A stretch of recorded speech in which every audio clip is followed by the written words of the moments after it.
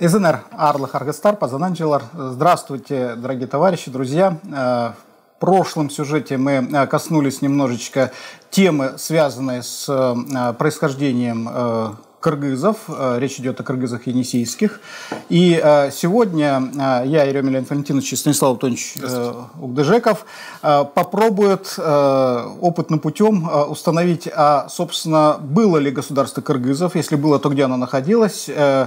Если мы и это выясним, то, собственно говоря, кто проживал в этом государстве, каковы источники, ну и так далее и тому подобное. То есть целый круг вопросов, которые по своему уже перечню слегка, так сказать, подводят нас к мысли о некой детективной истории. Итак, начало кыргызской государственности на Енисее, ну, собственно, я уже отчасти подсказал, так сказать, речь идет о Южной Сибири. Часто, в том числе и кое-кто из подписчиков задает вопросы, а был ли кыргызский каганат как государство вообще как таковое? Есть у них основания для подобных сомнений или нет? Станислав Анатольевич. Ну, есть авторы, которые говорят, что это было не государство, а, допустим, вождество. Что это объясняет, я не совсем могу понять. Но придется, видимо, давать определение, что такое государство. Договариваться о понятиях. Или же, так сказать... Давайте. Леонид Валентинович, вы иногда близки историческому материализму. Может быть, сделаем это, определимся как-то? В рамках какой парадигмы мы считаем что-то государство? Давай пойдем от внешних признаков. Государство предполагает наличие, как минимум, народа, власти, но это может быть и действительно вождество, бюрократия. Внешние признаки – это же формы. Естественно. Внешние признаки, да, допустим, структура там и так далее. Сосуда. Нет, структура нам неизвестна. Сначала мы смотрим на формы. Внешние признаки – это форма. А форма государства, на случай теории государства и права, это форма правления, монархия или республика. Правитель был? Был. Неоднократно упоминался. Высочайший титул у него был Каган. Да. Отлично. Дальше. Форма территориально-государственного устройства. То есть, как распределяется власть. Ну, федеративная, условно говоря, или она... Вокруг одной персоны. Или она унитарная. Группируется. Ну, вот тут интересно, потому что, когда описывается... государство, но уже не каганат, а просто киргизские владения. Насколько я помню, Рашид-1, там написано, что есть мамлякат кыргызов. Мамлякат – это обычно государство, переводится. Уже в арабо-персидской традиции. Который делится на два вилаета. То есть две области, это переводится. Получается, собственно, на кыргыз и кем-кем-джиут. Вот как пример, это уже для 13 века. Хорошо. Назначались ли, мы тогда должны определить, были ли это покоренные племенные территории, где назначался наместник, или же там содержались непосредственно гарнизоны, или там были союзные федераты, которые просто как-то подчинялись, но гарнизонов там киргизских не было. Видимо, эти два принципа присутствовали и так, в зависимости от возможностей. А определенные источники могут об этом говорить. Да, они могли раздвигать свои границы, могли границы сужаться. Поэтому я бы... И третий вид – это политический режим. Демократия, авторитаризм, тоталитаризм. Мне кажется, это тут все еще до этого далеко было идти. Можно до тоталитаризма вообще далеко. Это феномен 20 века. Да. Авторитаризм, то есть власть, основанная на авторитете, на господстве определенной группы.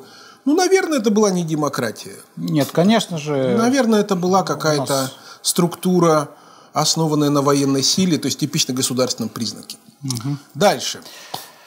Если же под государством понимать машину, как говорил Ленин, для подавления угнетенных классов. Такая машина была у киргизов? Вот могли они кого-то подавить, допустим? Несомненно, все источники говорят о том, что очень дрочливые были и, собственно... С окружающими всеми народами не враждуют и воюют. Это что такое? У них какая-то... военная машина была, мы о ней можем поговорить. Да, там... Могли они выставить в поле, несколько тысяч вооруженных воинов? В какие-то моменты речь идет вообще о 80 тысячах. А вот это надо обсудить. Значит, таким образом определяемся, да, что... Подождите, еще же признак бюрократия. Я о бюрократии говорю. И вот здесь мы сталкиваемся со странным феноменом. То есть профессиональный слой управленцев, которые, условно говоря, не пасли баранов, которые не пахали землю, не работали в шахтах. Был ли такой слой управленцев? Видимо, был. И, судя по руническим надписям, он был чрезвычайно у него было много рангов и титулов. Это, кстати, свойство всех ранних государств. Мельчайшая разработанная титулатура. Как в Африке. У этих царьков африканских 13 титулов носителей зонтиков было. Вот ранги. Первый, второй, третий. Здесь очень проработано. Титулов у киргизов было множество. Но сейчас не об этом, а о том, как это, вот вы говорите, внешне выражалось. Так вот, у нас есть китайские описания управления. И здесь совершенный феномен. Если арабы и персы как бы описывают ситуацию как довольно простую, вот именно то, что можно отнести к государственному управлению, то китайцы пишут, что их система более сложная, чем у уйгуров, что она делится, что у них есть правительство, которое делится на 6 министерств. Да. Это интересно, потому что у китайцев система 6 министерств дожила до 20 века. То есть они почему-то систему киргизов приравнивают к своей. Это очень странно, потому что мы-то думаем, что уйгуры, в силу цивилизационного развития ушли дальше. Территориального. А тут получается, что у китайцев говорят, что у кыргызов переусложненная такая бюрократическая структура. Я ни в коем случае не думаю, что она хоть в каких-то параметрах приближалась к китайской системе управления. Но все-таки удивительно, что китайцы постоянно очень вежливо говорят. Помните, они еще Удин Линов говорит, что у них есть ГО. Здесь они о киргизской системе управления очень высокого мнения. А это феномен. Так что, товарищи, это еще один вопрос, который надо будет постоянно обсуждать, взвешивать. Тема для исследований. Да, тем не менее, существует некая, так сказать, доля уверенности, что государство по всем своим признакам было. Теперь другой вопрос, собственно, где оно было? Территориальные рамки. Да. Значит, понятно, что здесь нужно говорить о каких-то определенных, так сказать, периодах. 6 век, там это одно, так сказать, 9 это другое и так далее. Но все-таки некое ядро было. Письменные источники. Значит, собственно, тюркская традиция, да? Что вот этот четвертованный мальчик-то, у него родились от волчицы 10 сыновей. Одного из них звали Цигу, то есть кыргыз. И он пошел править в междуречье рек Афу и Гянь, которые мы отождествляем с Абаканом и Енисеем. То есть какие-то енисейско-абаканские степи. Хорошо. Абаган и кем? Близко это, да. Смотрите. Китайцы пишут, что границы их страны следующие. Что они живут в долине Енисея. На севере границы доходят до впадения, как писали монголы и китайцы, на самом деле для монголов река главная не Енисей, а Ангара. Она и шире, и многоводнее. То есть это Енисей впадает в Ангару, а не Авангара в Енисей. Специалисты придерживаются того же мнения. Да, но, к сожалению, сейчас все зарегулировано. Говорить тяжело. И зарегулировано, я имею в виду, гидростанциями. Там уже от природы у нас, к сожалению, все меньше и меньше остается постоянно. Так вот, на севере это где-то пределы до Ангары. Это довольно далеко на север. Прилично. Нынешний Лесосибирск и Енисейск. Это 400 километров еще за Красноярск. То есть это очень в 800 километрах от нашего места. Очень далеко. То есть смотрите. То есть это страна протяженностью почти 1000 километров только вдоль долины Енисея, среднего так называемого. Причем и влево, и вправо. Сейчас при строительстве Бурейской ГЭС, допустим, найдены вещи, относящиеся к киргизской культуре, либо под их влиянием это на восток, значит, от Енисея. Ольга Беликова, томский археолог, этнограф, она исследовала Томское Приобье.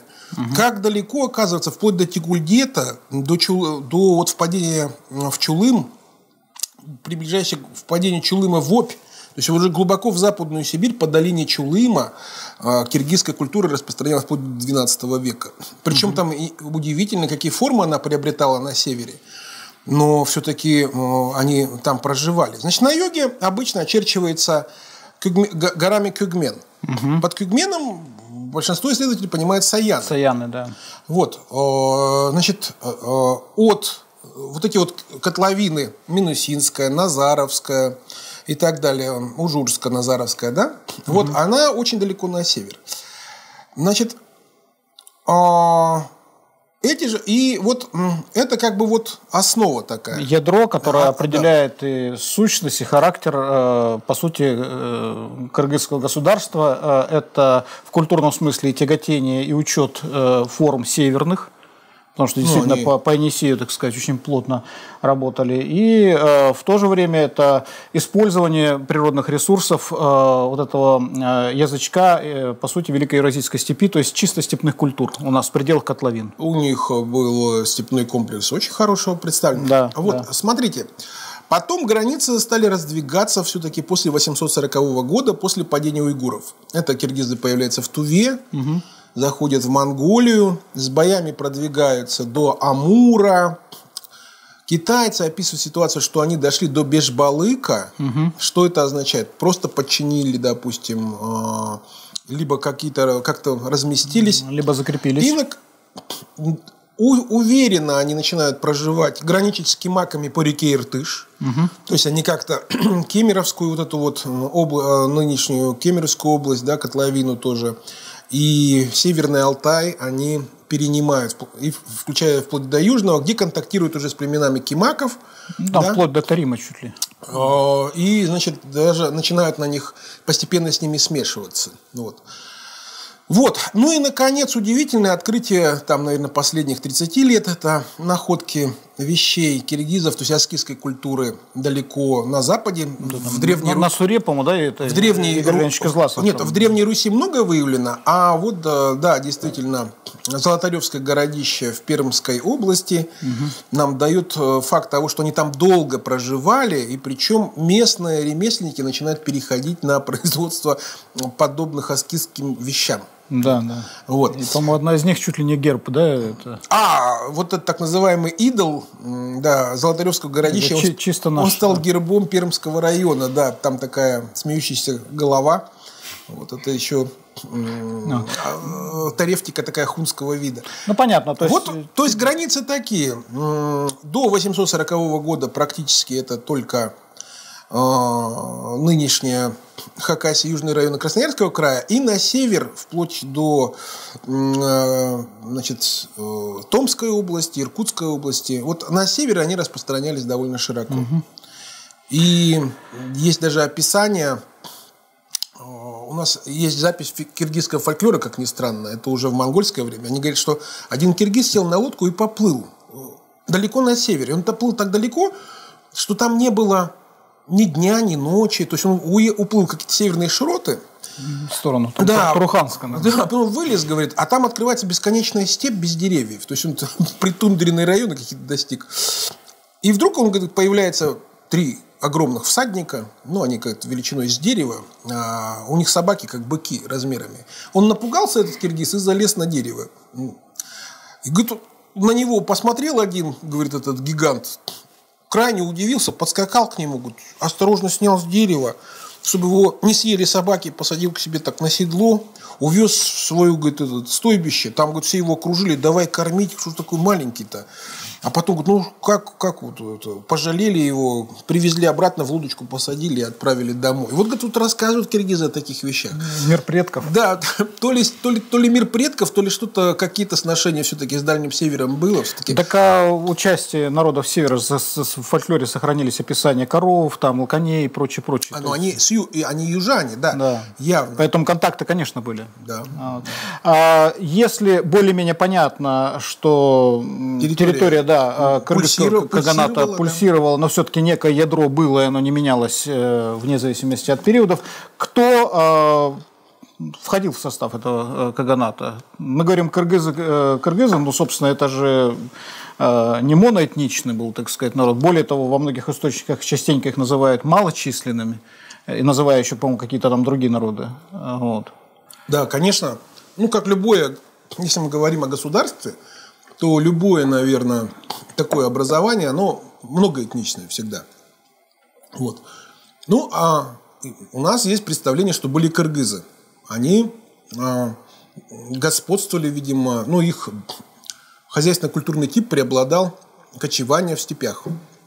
Но степей у нас немного, чтобы прямо уже закочевал так на месяц. Да, там только разогнался, уперся в гору. Да, да. Они как-то вот...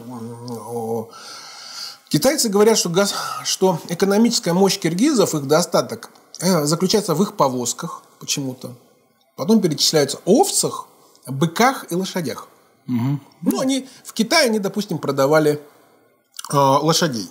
Это зафиксировано в китайских документах. Ну, как и все кочевники, в общем-то, основной бизнес. Но те же китайцы, особенно арабы и персы, значит, их интересовали здесь какие вещи? Их интересовала пушнина, прежде всего. Да, то, чего у них не было. Мускус, мамонтовые и моржовые клыки.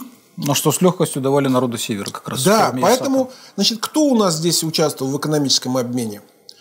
Давайте так пойдем. Вот правый берег Енисея, восточный. Угу. Там китайцы довольно подробно описывают, что там живут Дубо. Угу. Правый берег Енисея, Дубо. Это потом будущее Тубинское княжество, да. Вот, и это Тубо, это как-то, видимо, это, значит, 7-8 век Суйшу описывает. То есть это какие-то, видимо, люди, чей этноним потом передался современному крупному народу сибирскому Тува. Тува, да. Тыва, который называется. Это Тубаларам, например, да, нашим соседям. И так Туфа, да, вот. Тофалара, да. Тофаларам, Иркутская область уже практически. Это вот правый берег Енисея. Там же на правом берегу реки Енисея живут мелиге, которые можно отождествить с мелесцами, допустим. Они дожили вот до прихода русских. На правом и описано неплохо, да, первым путешественником. И там же авторы китайцев размещают лыжных тудзюе, то есть неких лыжных тюрков. Это удивительно, что, может быть, то есть, смотрите, были вот тюрки, обычные тюрки, они как бы тоже кочевники, как бы. А тут какие-то, тут же таежный район, а тут какие-то лыжные были тюрки еще. Это очень интересно. Вот. Дальше, в южных степях Хакасии, вот от Саян до практически Абакана проживали реальные этнические тюрки. Их рассматривали по-разному, то есть это либо какие-то гарнизоны, бывшие потомки тюркских гарнизонов здесь размещались для подавления даже киргизов, либо это какие-то группы тюрков, которые сюда бежали и были там киргизами объясачены, приняты в их состав. Археологи расходятся во мнениях, но говорят, что тюрки здесь, значит, некоторые группы, видимо, занимали высокое положение. По мнению вот, пожалуйста. Тех же археологов, хронологически получается, что после падения тюркского каганата и активизации уйгур, часть сохранявших, видимо, в том числе и близкородственные связи тюрков переселяется сюда и в долинах реки Уйбат, и в долинах реки Камышта и прочее, находим именно в этот момент, речь идет о середине 8 века, совершенно тюркские погребения по составу, по обряду. С конем, все. Да, вот. да. То есть одни из самых, когда рассматривать тюркскую... Общая мысль, что тюрки, спасаясь своей, так сказать, жизни, просто по сути, родственникам, так сказать, прибыли под защиту. Я думаю, да, они влились в состав вот этого населения. Причем полноценно, никаких признаков их там угнетения, либо угнетения ими не наблюдается. Они жили вместе, видимо, с народом. Они нашли свою нишу, и во всяком случае, как престижные могли быть группы, они здесь тоже могли, значит, себя как-то показать и влиться в состав, значит, вот этого населения. Дальше, также вдоль, значит, Саянского хребта у нас живут азы. Азы, да. Азы, там выделяются степные азы. Значит, предположительно, были и лесные какие-то азы, да, это надо взять. Это те знаменитые чики, да, они, которые жили у нас на границе с Тувой, в Туве. Бассейн реки Кемчик, да. Как раз, ну и Алаш. потом, видимо, они как-то связаны с позднее появившимся и продвигающимся к Тариму, тому же, это Чигилям. То есть, вот, собственно, смотрите, те народы, которые, значит, геройствовали где-то далеко на юге, они у нас имели совершенно спокойное ответвление свои, может быть, основные даже вещи, это тюрки, чигили. Дальше, значит, то, что касается бассейна июсов, да, то есть вот уже ближе, дальше к северу. Да, черные белые июсы. Там у нас живут некие ачи, то есть это эжи, да, ачи, будущее, так они вот Ачинский острог. Они как-то вот на этих землях располагались вплоть до прихода русских, их успели застать. Это, смотрите, там же недалеко проживали племена, которые называются килингуты. Вот уже ближе туда, за Красноярском и восточнее Теленгуты. Это интересно, потому что теленгиты есть у нас, да, и социальная группа у казахов. Такое. И, наконец, на границе с Иркутской областью у нас есть туматы, кырымучины, которые тоже входили. Но, собственно, в область кыргызов входили еще некие кустами. И тут мы попадаем, что это весьма похоже на термин кыштым, который обсуждается, который наделяется. Да. Кстати, некоторые этнографы считают, что это обобщенное название нескольких народов. Ну, то есть уже по типу социальной близости. А потом есть некий очень злобный народ, упоминается фури. Это часть киргизов, но она какая-то самая убойная часть из киргизов. Они настолько дикие, что их другие киргизы не понимают. Они едят человеческое мясо. Они постоянно враждуют. Это какие-то монстры. Фури. Кто это такие? Непонятно. И самым, наверное, знаменитым из вот этих народов Каганата это были бама. Бама – это, в общем-то, по-китайски означает «пестрая лошадь». И мы начинаем смотреть, что за пестрая лошадь? А это перевод тюркского «алат». Да. И вспоминаем сразу наше княжество Алтырское. Во-первых, вот, по нашим понятиям, вот они, алтырцы. Да, вот, это юго-западная часть Хакасии. Вот это вы там в Алтырском-то и живете же по-прежнему, Аймаке. Да. Вот, но, значит, сибиреведы, они почему-то считают, что, может быть, это как-то связано с Пегой и Ордой еще. И тогда мы уходим в область уже вот этих замечательных западносибирских образований, с которыми, действительно, киргизы и враждовали, и находились в каком-то контакте, и это прослеживается и археологически. В общем, товарищи, кыргызский каганат не выглядит каким-то вот таким изолированным, таким моноэтническим регионом, откуда, так сказать, у нас здесь жизнь бьет ключом, у нас здесь... Причем это то, что я перечислил. Ну, то есть у нас народы самодийские, кетские. А вот вы знаете, я считаю, что большинство этих народов, они были тюркоязычными уже тогда. Ну, да. Вот кеты, самодийцы, может быть, которые здесь остались до прихода русских, практически до 17-18 века, они тоже были. То есть их было великое множество. И они как-то, как это написано, что...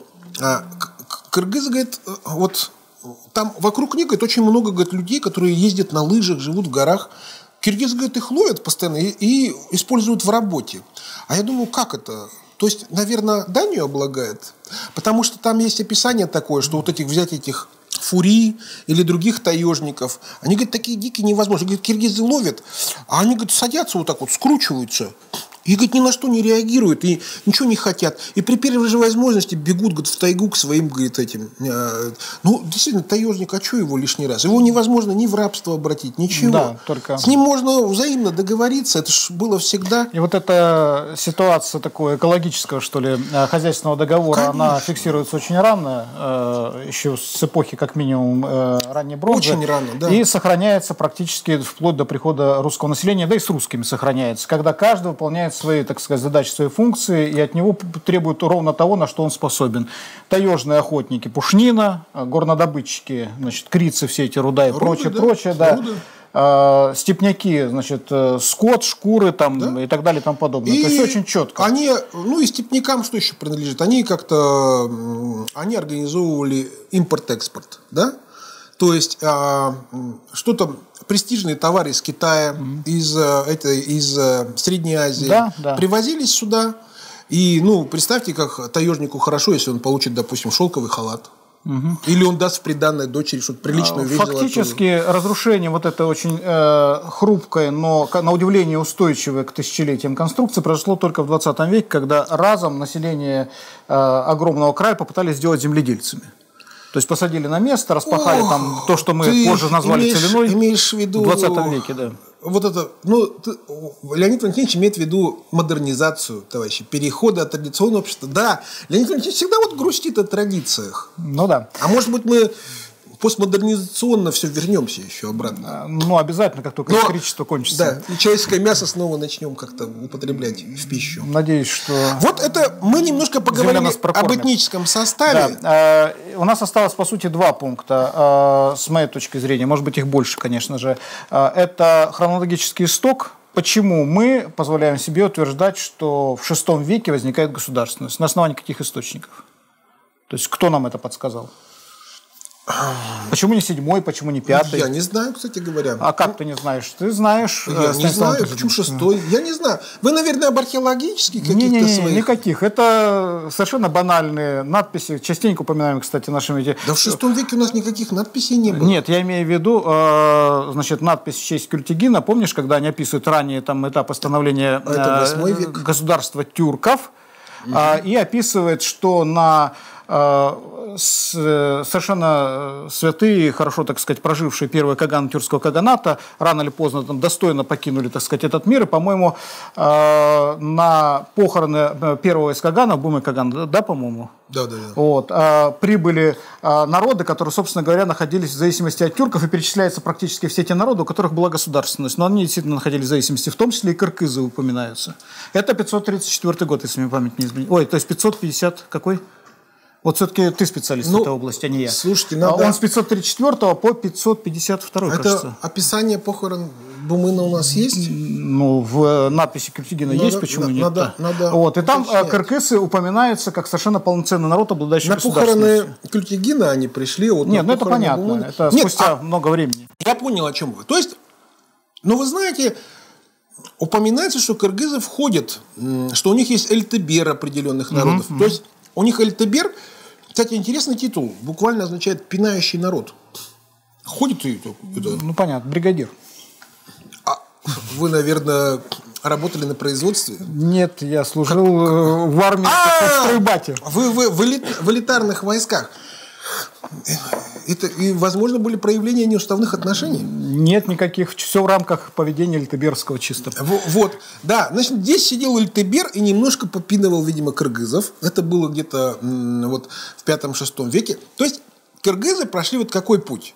Я это как-то написал, и это как-то попало в Википедию. Это хорошо, молодцы. Значит, что это сначала было какое-то образование... Это какое-то было покоренное население в рамках каганата определенного. Потом автономный удел. И потом быстро расширяющаяся степная империя. Но вот вопрос тут часто задают. А было ли великодержавие? Если бы начало мы вот так вот 5-6 можем отнести, а вот великодержавие было... Сам по себе термин это Василий Владимирович Бартоль, да, по-моему, у нас академик же использовал. Он Василий Владимирович? По-моему, да. Или Василий Васильевич? Василий Владимирович. И он Бартольд или Бартольд? Хороший вопрос, напоминающий известный, так сказать, сюжет, говорит, как художник художнику Шурова уметь рисовать, да? Так и здесь. Я не столь глубоко знаю, к сожалению, тему, но я знаю, что именно он использовал словосочетание великодержавия кыргызов, да. Термин, да. И очевидно, что он имел в виду достаточно короткий период, но этот период имел факт. Сам собой, так сказать, речь идет о периоде между 840 годом и где-то, наверное, 924, да, когда каракидане у нас приходят и никого не находят. И это приводит к тому, что народ начинает сомневаться, а был ли мальчик, так сказать. Было ли государство или просто был акт разрушения одного государства другим, и, собственно, потом ребят занялись своими делами. То есть мы о хронологии сейчас говорим процесса. Ну, знаете как, для, допустим... небольшого сибирского народа, которые были тогда киргизами, сколько в нашей степи могут прокормить кочевников? Вот разные подсчеты говорят... Не кочевников. Вот степи чисто кочевников могут 25 тысяч, ну, может быть, если перепас, то 40 тысяч. Смотри, я глубоко, конечно, этим вопросом не занимался, но подсчет показывает, что ты имеешь в виду Хакаско-Минусинская котловина, правый левый берег. И даже Ужурскую, Назаровскую, Ачинскую. Вот, 40 тысяч это максимум. Нет, там у нас чуть-чуть цифра побольше. То есть речь идет, потому что никто никогда не занимается чисто степным, это глупость. Тайга тоже как бы включены в эту систему. И вот в этом случае речь идет примерно о 300 тысяч человек. Мне кажется, это очень... Вот. Нет, это вполне реально. Это лесные народы малочисленные, если их посчитать. Мне кажется, мы не наберем 300 тысяч здесь. Но это максимум, больше которого как бы... Ну, вот... Они были бы вынуждены жить в городах тогда? Ну, если верить Леониду Романовичу Козласову, они и жили в городах, некоторое количество их. Нет, ну почему Леониду Романовичу 5 городов, говорит, надо искать? Ну, вы сколько нашли городов? Вот не нашли? В ваши годы, говорит, Гоголь же вторую часть «Мертвых душ» сжег, а вы еще первую не написали. Так и здесь... Кемджикент. Ну город, да, надо искать город на реке Кем. в районе Аглахты, наверное, искать все-таки. Там очень хорошее место для подобных, так сказать, образований. Хорошие высокие террасы, ровные, надо смотреть. Сдует всех. Ну, факт остается фактом. Речь идет о сотнях тысяч, то есть это не те миллионы, которые некоторыми исследователями заявляются, что, дескать, посчитали по количеству там штыков, умножили там на 5, да, и получили там миллион. Да тут просто их не прокормишь, их негде кормить. Здесь миллион. Сейчас миллионов нет. Нет, сейчас у нас где-то там, может быть, 7-8 сотен живет, если включать Минусинск, там Абакан и все как бы города вместе взятые. И то это мы живем только за счет доставки пищи извне. А здесь продукты питания, это воспроизводство, так сказать, их связано с определенными трудностями. И вот, ну, как бы, скорее всего, я думаю, что, наверное, разумно компромиссная цифра где-то 150-200 тысяч, если брать полностью весь этот массив. Мне представляется чрезвычайно это большой. Но действительно, как объяснить, почему армии называются в 70 тысяч, 100 тысяч? Да. И вот этот сам по себе факт, экологическая составляющая, вызывает крайнее удивление тем, что у нас смогло появиться государство и развиться во что-то большее. У нас объективных вроде бы условий для этого не было, потому что государство требует всегда исполнителей, всегда какой-то демографии такой, так сказать, взрывной. Она бы, я думаю, пришла... А демография предполагает наличие пищи, как минимум. Да, вот речь о биоте, то есть о биологической массе, о воспроизведении продуктов и так далее. Мне кажется, вот действительно, может быть, искать причину того, что киргизы сжались обратно в свое Саяно-Алтайское Нагорье, ушли с Монголии, потому что, может быть, ухудшился климат просто. Может быть, это, кстати, одной из причин падения уйгуров было, что стало очень холодно. Вот сейчас, вот, например, в Бишкеке авария на ГЭС. Пришли 30-градусные морозы. И население просто очень холодно. А почему киргизы должны жить на монгольском плато на высоте 1,5 километров? При минус 50-60. При минус 50-60 градусов. Ну, товарищи. И вдруг Когда есть свое благодатное междуречье, так сказать, в июсов при минус 20. Да, малоснежная. Сухими там возможно, они степями. Просто вынуждены были отойти, потому что, возможно, наступили крайне неблагоприятные просто последствия. Может быть. Новое потепление приводит к тому, что приводит в 13 веке. И мы знаем, что все это было очень серьезно. Ну да. И вот более-менее как бы все-таки вот этот импульс понятен. Действительно, речь идет, скорее всего, о 6-м столетии, потому что в 7-м у нас уже как бы начинаются какие-то взаимоотношения через посольство, так сказать, через обмен делегациями с Китаем, и там уже очевидно, что речь идет о государстве. Итак, дорогие друзья, подведем некий предварительный итог. Значит, Кыргызский каганат как государство было. Находилось оно с ядром в пределах современной Хакаско-Минусинской котловины и часть к северу, точнее, прилежащих территорий.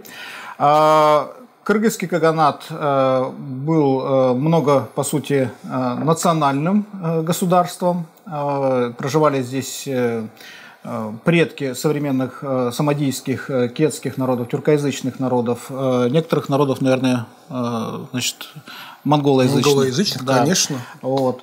Ну и, соответственно, значит, очень важный момент в основе феномена возникновения кыргызского каганата лежит, ну, скорее всего, некий внешний фактор, а именно благоприятный климат и хорошо выстроенная до уровня экологического равновесия хозяйственная система, хозяйственный уклад. На этом мы данный сюжет заканчиваем. Следующие наши сюжеты будут связаны с развитием кыргызской государственности и с, ну, пожалуй, наверное, одной из важнейших исторических фигур Барсбек Кагана. Спасибо большое. До свидания. Анам Жехтар Амар Хаск.